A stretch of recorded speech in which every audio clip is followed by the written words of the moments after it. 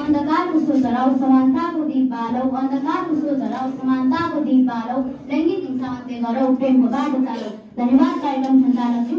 आजको यस गरिमामय वक्तित्व कला प्रतियोगिताका सभाध्यक्ष महोदय, प्रमुख अतिथिज्यू, विशिष्ट अतिथिज्यू लगायत अन्य अतिथिगणहरू, निष्पक्ष रूपमा निर्णय गर्न बस्नुभएका निर्णायक मण्डल, साथै प्रतिस्पर्धाका मैदानमा रहनुहुने मेरा प्रतिस्पर्धी मित्रहरू लगायत अन्य यहाँ उपस्थित महानुभावहरूमा म वृद्धि माध्यमिक विद्यालयको 9औं अध्ययनरत छात्र मुनाल सुवेदीको तर्फबाट स्वीकार्नुहोस् न्यानो अभिवादन, न्यानो नमस्कार। आज मिति 2082 साल 8 महिना 17 गते लैंगिक हिंसा विरुद्धको 16 दिने अभियानको अवसरमा आयोजित भीमोदय माध्यमिक विद्यालयले आयोजना गरेको वक्तित्व कला प्रतियोगितामा म आफ्ना भावना र विचारहरू प्रस्तुत गर्न यहाँ समस्तमा उपस्थित भएकी छु।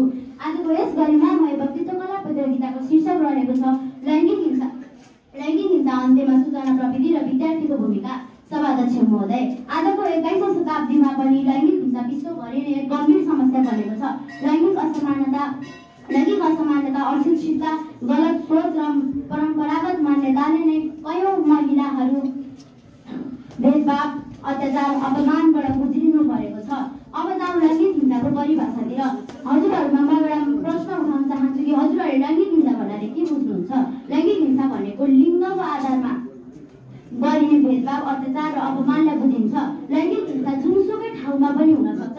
घर, विद्यालय, हुँदाहुँदै इन्टरनेट मार्चमा पनि लैंगिक हिंसा पुगिसकेको छ। यसको रोकथाम गर्न हामीले सूचना प्रविधि र विद्यार्थीको मेलमिलाप हुन अति आवश्यक छ। सभाध्यक्ष महोदय, लैंगिक हिंसा अन्त्य गर्नु चाहिँ किन आवश्यकता छ त? यो केवल मानिसमा मात्रै होइन, यसले समग्र समाज र भविष्यलाई पनि असर गर्ने गर्दछ।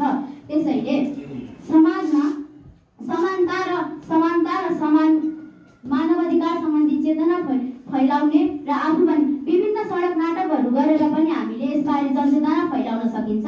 सूचना प्रविधिले पनि विभिन्न कार्यहरू गरिरहेको हुन्छ।